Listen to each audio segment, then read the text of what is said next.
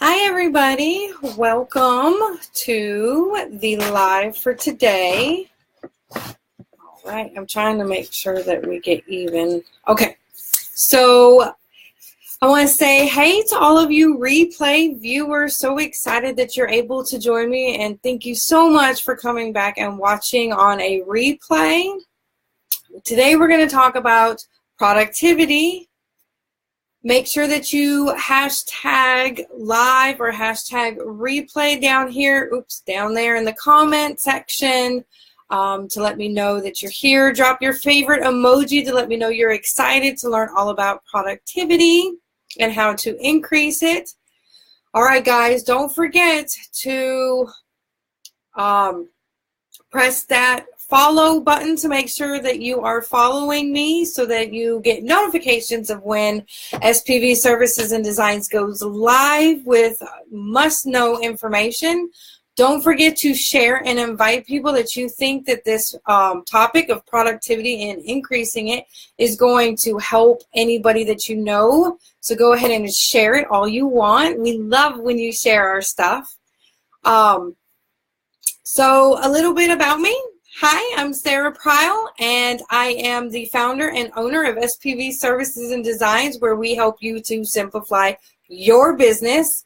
We love helping you with your business visually with graphics as well as websites and technology training, app training, messenger bot type stuff. So we just love helping you get those tools and resources for your business that help to propel you and make you stand out from the rest.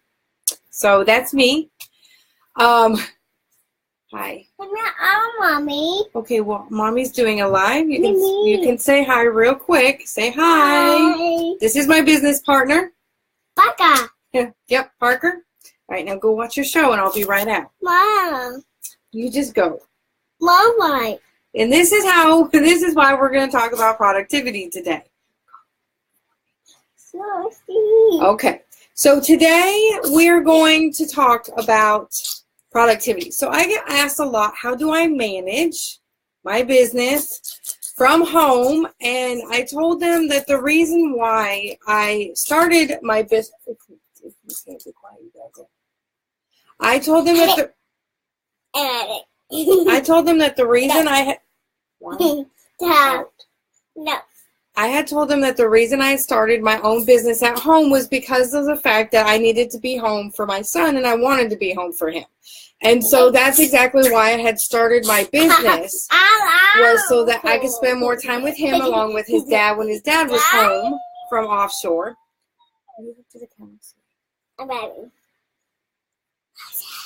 So productivity, which is the perfect example right here, we're going to talk about, yes, baby. So we're going to talk about increasing your productivity today. So I have a really great quote from Andy Warhol that I want to tell you, and that is, don't think about making art, just do it. Just get it done. Let everyone else decide if it's a good or bad, whether they love it or hate it. Mommy. Go, baby. Well, then you have to sit here and be very quiet. Okay. So the quote for Andy Warhol is, don't think about making art, just get it done. Let everyone else decide if it is good or bad, whether they love it or hate it. While they are deciding, make even more art. Go. Go get your stuff. Go on. Go get it. So when you think about productivity, you just have to go out and do it. Just do your business. Just do your personal stuff. Just do you.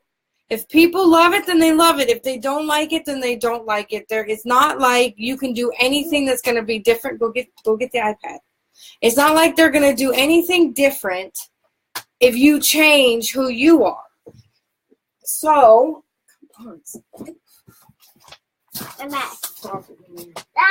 okay, so the next thing is just not happening fast enough. Do you hear yourself telling yourself that all the time, that it's just not happening fast enough? It needs to go faster. It's just not fair. Well, we're going to help you out with that. Business takes time. Personal goals, productivity of finishing a project or starting something, it takes time. Buying a house takes time. Everything takes time. We don't realize that because we really, really want it. We really want that finished product. We really want to reach that goal. We really want to buy that house. We really want to move in and have it all done and just living. But that's the thing. We don't realize that it's just going to take time. So how does productivity basics go? You know that there are actually productivity basics that you should be going by. So the first one is you have to start with some goals. You have to make sure that they're very good, challenging goals, that they just need to be some goals that establish where you want to go and how you want to get there. So you need to make sure that those goals are focused and engaging. If those goals don't focus on anything in particular, then how are you ever going to reach it? And if they're not engaging goals, then how are you going to want to do them? How are you going to love to want to do it? Next, you have to focus on energy. Yep, I know we had already talked about that on Wednesday, just like we talked about goals on Monday. Stop. So when you have energy, it's not just taking care of yourself. It's also all those positive thoughts and mindsets and bringing joy into your life. That increases your productivity beyond what you think it will. Next is focus. You've got to focus on your goals. You've got to focus on taking care of yourself, and you have to focus on getting the job done. Not even caring about what other people are going to think once it's done. You just have to get it done, because if you have no finished product, you have nothing that's been accomplished. You've finished nothing. You've got nothing to show to anybody. So how are they going to love or hate it? So some of the focus part, and this is where this little guy comes into play.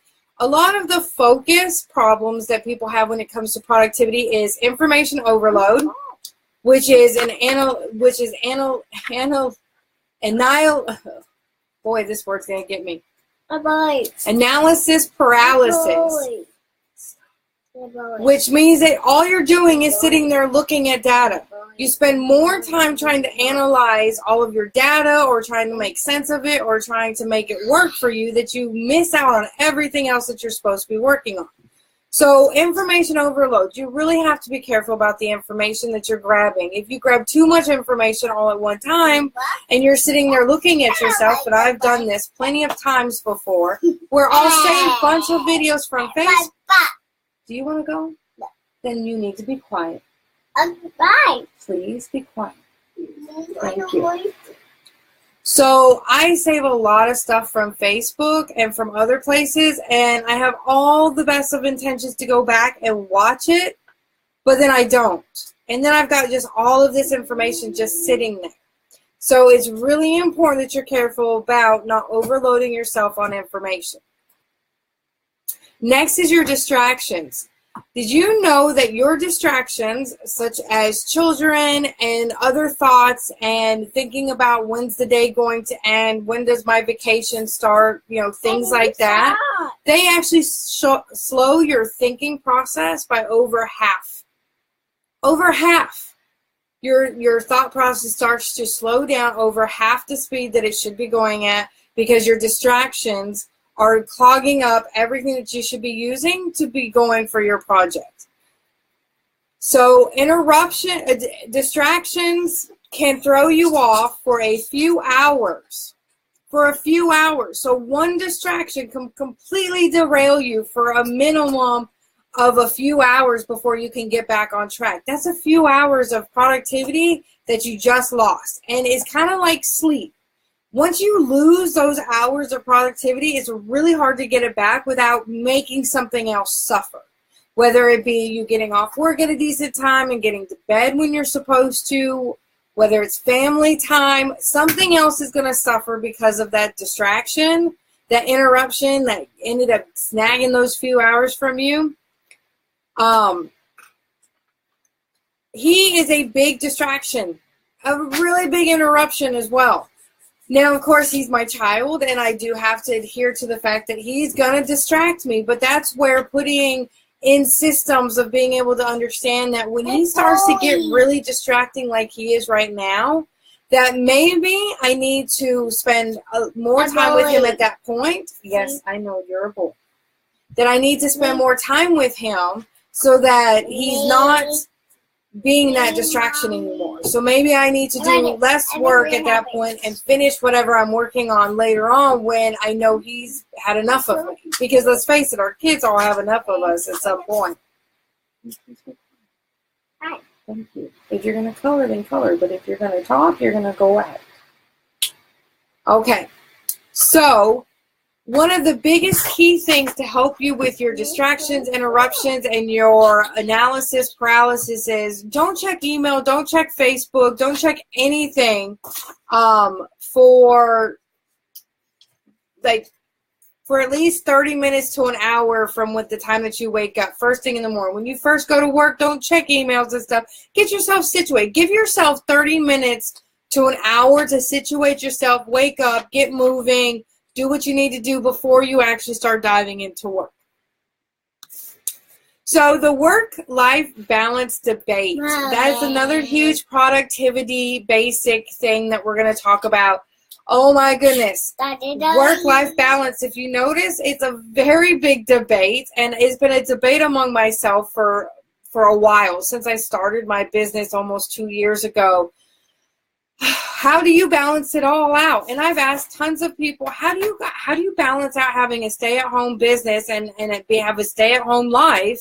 And at the same time, how do you balance out going to work from 9 to 5 and coming home and having a life? That's even a balance too, because what you don't understand is you could tell me that you leave all of your work at work, but let's be realistic.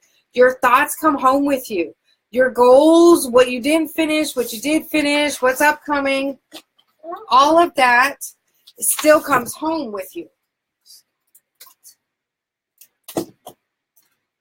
So all of that's still going to wind up coming home with you. So one of the biggest mistakes, and I've been, do you want to go? No. Okay, then you need to be quiet. One of the biggest mistakes that people have in this debate, and I am definitely one of those people, and if you are, drop a 1, drop a 2, drop a 1 in the comments. The mistake is to think of the balance in an evenly distributed hours. Do you ever think that in order to balance your work-home life, it has to be done in evenly distributed hours? If you think that, then drop a 1 in the comments. That is a huge misconception about work-life balance. Instead of trying to figure out how to balance the work life in hours, you want to go? Yeah. Try to balance happiness or progress instead of evenly distributed hours. So for instance, his happiness and leaving me alone to work for 2 hours, that's a win. That's a balance. If I had to spend 4 hours with him to get 2 hours of nonstop work, that is balancing work life. If I have to spend 30 minutes with him to get 2 hours, then it's a win-win. Weekly review of your major areas to rebalance. You have got to review weekly. If you don't stop that, you're going to go. Okay? You can sit here quietly, okay? You have to do a check-in every single week to make sure that you're making progress and to evaluate systems that aren't working. Because remember, we're all about trying to find systems that work and balance and produce what we're looking for. So if you are going to do a review of your work-life balance, then you should be looking at possibly doing some categories: health category, friends category, family categories, your relationship categories, the intimate, the spouse, your mission and work, your finances, an adventure category, because let's face it, we all have to get away sometimes, because if we don't get away, our productivity is going to go way down. Your hobbies, your spirituality, and emotions.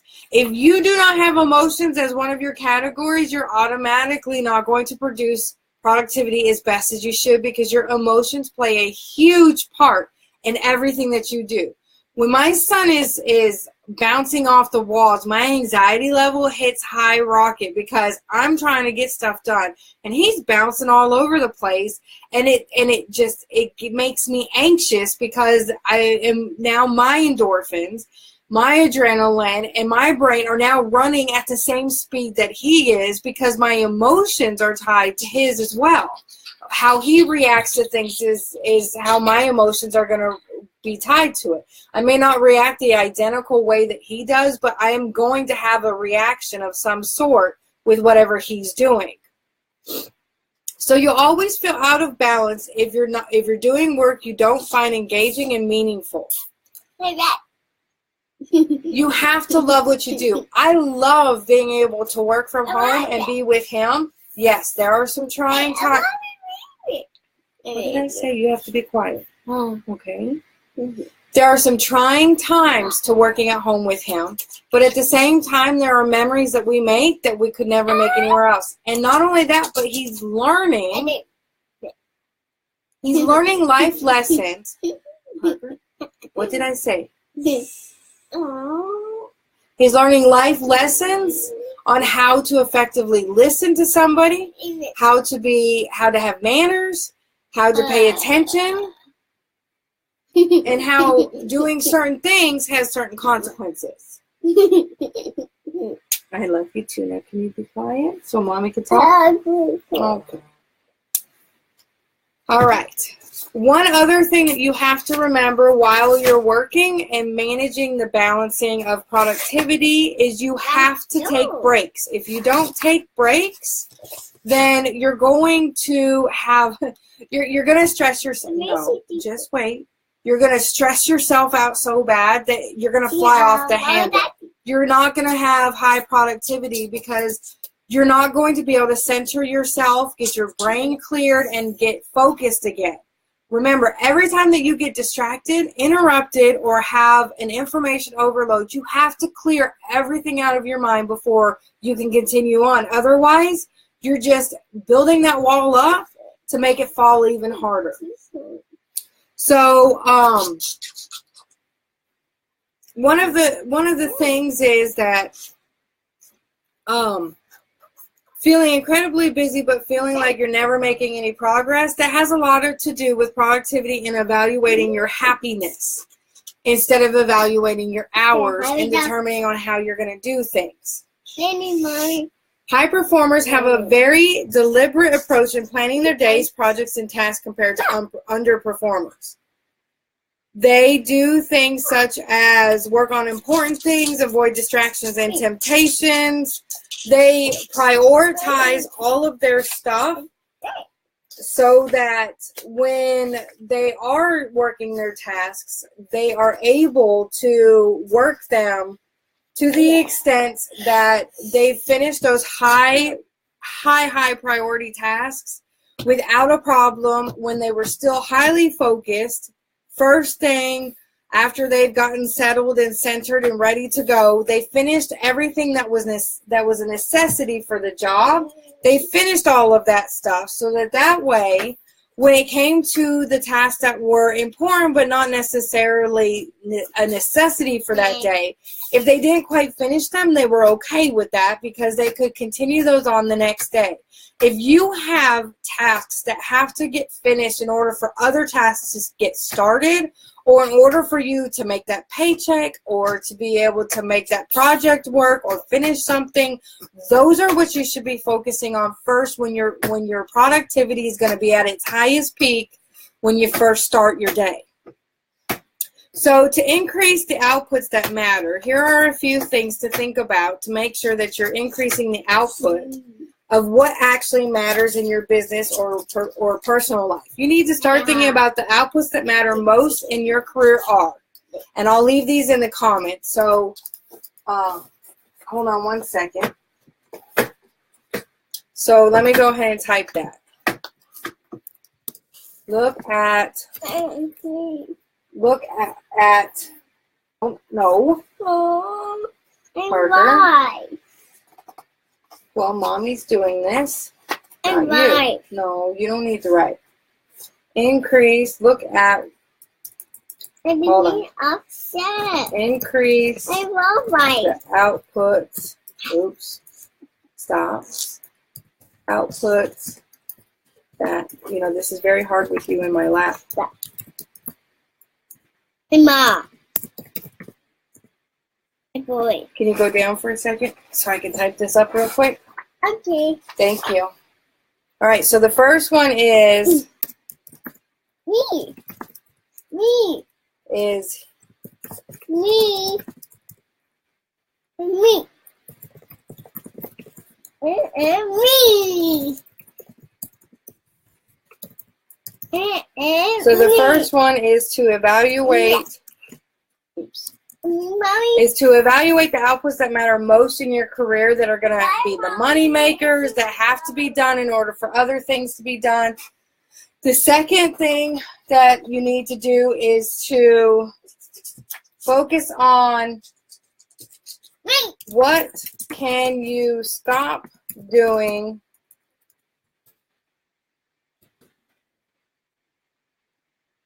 so that you can focus on,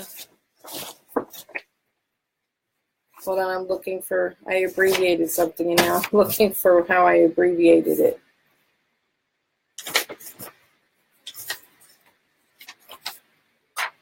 Give me 1 second. I know what it is. Profit.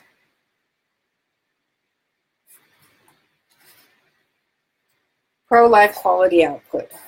Pro-life quality output. And then the third one is to what percentage of my week will I focus on pro-life quality output. And I'll type up all that stuff later. So how are you going to focus on your pro-life quality output? That's your third tip. And then you have to look at the ways that that's happening. Next, you have to chart your moves. So remember when I said that you have to do a variety of check-ins, once a week check-in on your work-life balance.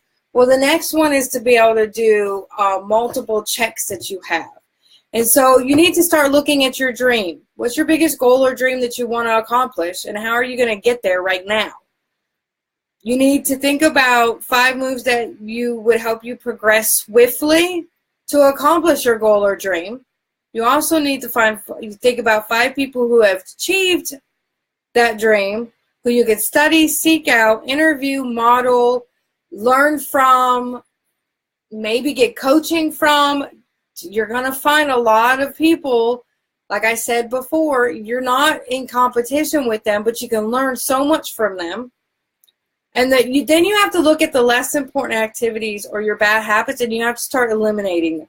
You have to completely cut them out. So if you're somebody who, like me, for instance, I am really good at spending a little bit of time with my son, so I can hurry up and get him happy and then start my work, because I love what I do. I truly do. I love my family, but I also know that I have to work in order to make the finances for my family. And so that's always like one of the highest importance things in my life. What, Zeke? Huh? You want Zeke? Well, go get it. Oh, it dropped. Thank you. The backdrop dropped. How nice is that? All right, so, and my son was telling me. Thank you, honey. So you have to sit there and think about what can you cut out, and then focus on more time on 5 moves in the next 3 months that would include. So I need to start focusing on the fact that there is a certain amount of time, I don't know what it is yet, but that I need to focus with my son so that I can turn around and even take an hour or 2 to solely focus on the tasks at hand that I need. One of my biggest problems that I have is prioritizing things. I don't do very well all the time on prioritizing the best, and I need to work better to be able to make sure that what I produce is at its highest quality and when it should be. the last tip is get insanely good at key skills. So you need to develop 3 skills that would help you feel more confident or capable. So I love researching, but that can also end up being my biggest flaw with information overload. So I have to be, one of my biggest skills is being able to narrow down my research so that way I'm really only focusing on one research topic at a time versus trying to focus on multiples and then trying to do all those tasks at the same time. Then you got to look at the simple steps to take to improve those skills, and then you have to find coaches or mentors that you can seek out concerning those skills that will help you advance through those skills, that will help you become an expert in those skills, a subject matter expert for that skill, because once you master those skills, your productivity is going to change. You have to find where you're weak, and then you have to look at it as, okay, I am weak, but I know I can make this better. I am weak in productivity because I focus on too many things at one time. I have distractions that are unforeseen and uncontrollable that I have to figure out how to maintain and balance. And I stress over the fact that I feel like I'm getting nowhere, but I'm trying to get there so fast. So those are a few of the things that my productivity lacks with because of. So those 3 items that I just named off are huge productivity killers because I'm so focused on the end goal that I don't think about everything that has to go in to get there.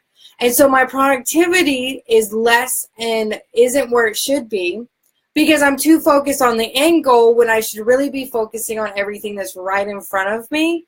My distractions that are there that are uncontrollable, unforeseen, and I have no idea how they're going to always be worked out each day, I have to come up with some sort of flexible system that works with those distractions and interruptions so that way I can work through them. Maybe pad a little bit here or pad a little bit there, but I got to figure out something that's going to work because those distractions, the minute that one happens, it's going to derail me for a few hours and it's going to take me a little bit of time to get back into the groove of stuff. And you kind of have to restart over at least, 30 minutes, like you technically have to rewind 30 minutes from where you last left off, go back 30 minutes and then restart so that way, you're overlapping and you understand where you left off at. And then the whole... Hug me. Hug you? The whole, now I totally forgot about what the first one was that I had said. Oh, the multitasking. There is no multitasking, guys. You cannot finish 2 projects, 3 projects, 4 projects at a time. There's no way that you can because one is always going to fall and fail because you're going to not have everything done with one. You're going to go on to the next, and your productivity is completely shot with that. And so you have to get that out of your mind and really focus on one thing at a time. And I am known for this whole multi-focusing standpoint. I like to focus on one thing, and then I think, oh, here's another idea. And I'm like, ooh, I need to do this. And then I stop, and I start to do that. And then my focus is completely derailed. So I really hope that you got a lot of value from this. I hope that you understand that okay, then go. Come here. I hope that you understand that there's distractions and interruptions. Productivity requires you to be able to solely focus on one thing at a time and to really pour your focus into that. If you've got a project that you're starting, don't start it if you can't focus on it or can't give it enough time for more than probably about an hour or 2. I wouldn't probably start it if it's a 4-hour project and I know that in 30 minutes I'm going to have to stop. There's no sense in even starting it because I'm going to have to redo those 30 minutes to understand what I'm doing when I restart it up. So I really do hope that you guys find this awesome information. I look forward to going live again for you guys, hopefully without my distraction this time. But it was one of those distractions that I needed you guys to see that it's really hard to maintain all of your distractions, but you can. You just have to put some systems and checkpoints in place that help you stay focused on your goal, your dream, your business, and at the same time helps you to improve your distractions. I like going live at this time. I could have gone live probably 30 minutes to an hour before, and that distraction may not have happened.